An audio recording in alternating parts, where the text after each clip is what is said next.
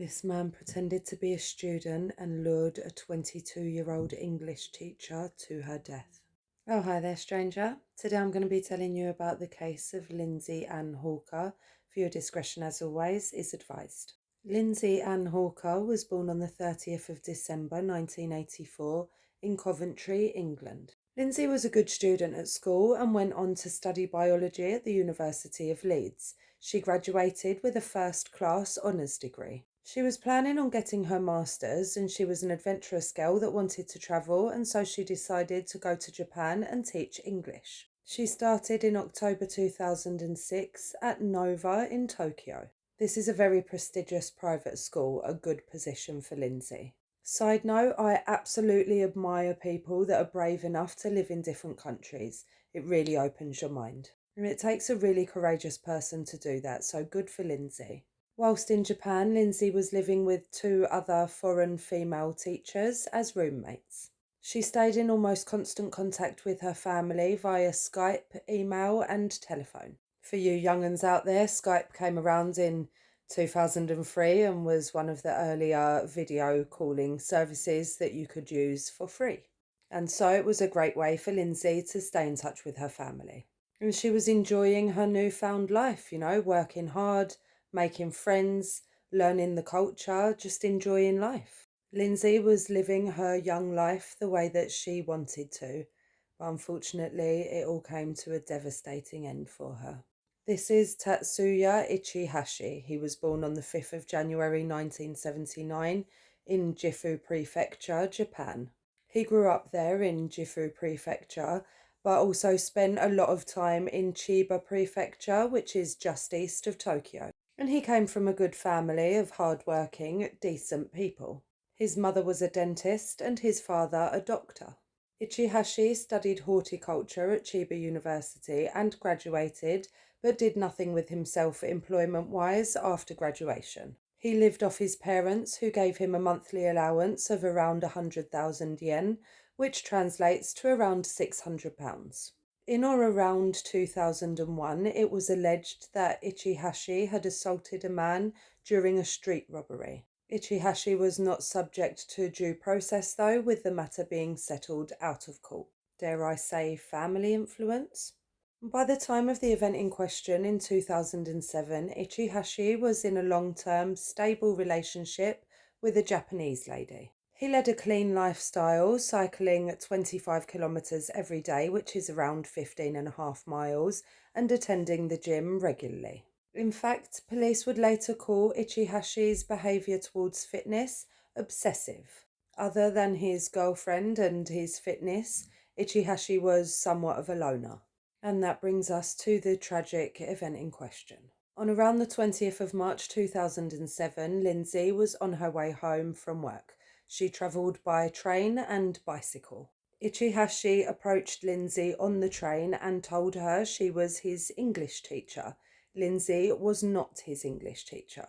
But Ichihashi asked her to confirm that she was, in some kind of bizarre accusation. When Lindsay disembarked the train to cycle home, Ichihashi chased her all the way there, and then when they arrived, he asked her for a glass of water. Lindsay felt sorry for him and so invited him inside, although she did ensure to announce him to her roommates.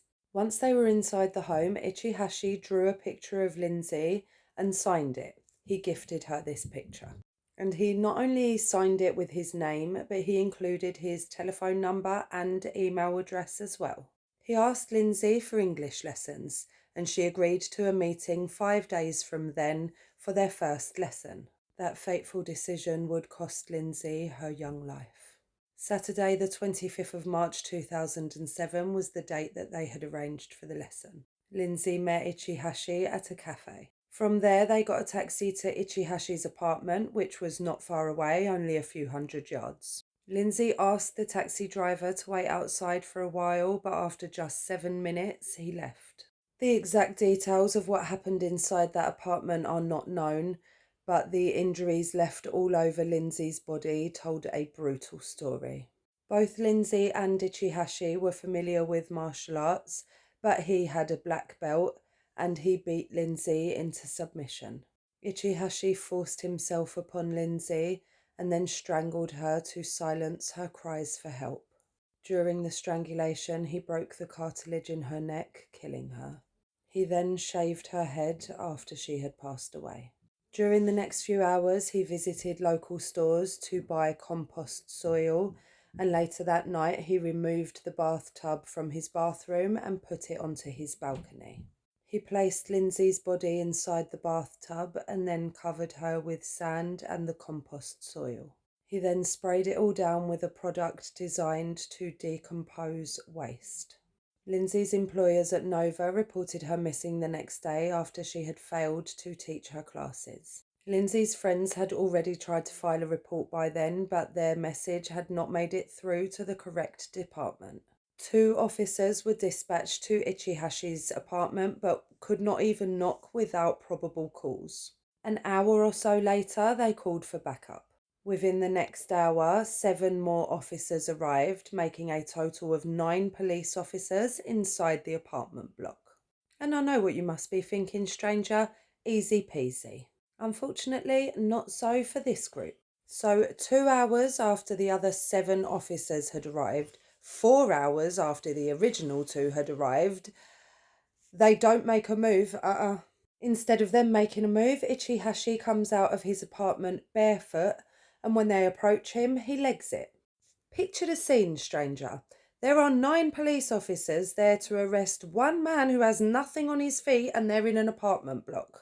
Ichihashi's apartment was 4 floors up, and so miraculously the police officers had decided to space out a bit. So some on the 4th floor and some on the ground floor. So Ichihashi legs it from the 4th floor, but of course the coppers have been smart and they've got men on the ground.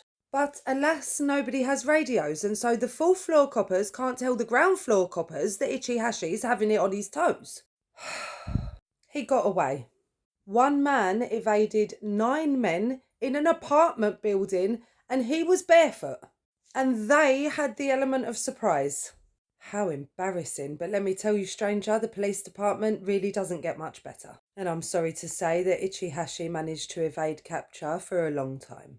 And during that time, he had various cosmetic procedures done to make himself less recognisable. Things like removing moles from his face, thinning down his lips, having a nose job to slightly raise the bridge. Oh, and he added a fold to his eyelids. But finally, Ichihashi was captured on the 10th of November 2009. I've just realised that's 16 years ago today. And although Ichihashi did try and mess them about, eventually he would admit what he'd done. In court, Ichihashi admitted to suffocating Lindsay to prevent her from screaming for help while he violated her body. And although Lindsay Hawker's family requested the DP, Tatsuya Ichihashi was sentenced to life for the murder of Lindsay Hawker.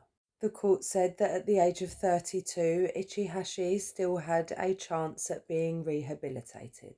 He was sentenced in 2011, over 4 years after he stole Lindsay's life. As far as I know, he's still serving his sentence, and I hope he never sees freedom again. In my opinion, when a man takes a woman's life so that he can force himself upon her, or because he already has, or because he is in the process of doing so, that just shows that that man really has no value for human life. So why should he get a second chance? As always, rest in peace to the victim of this story, Lindsay Hawker, who was only 22 years old when her life was stolen. I am glad that she got justice. Please, as always, let me know what you think of this one in the comments. And if you stayed with me up until now, then thank you for watching, and I will see you for the next one.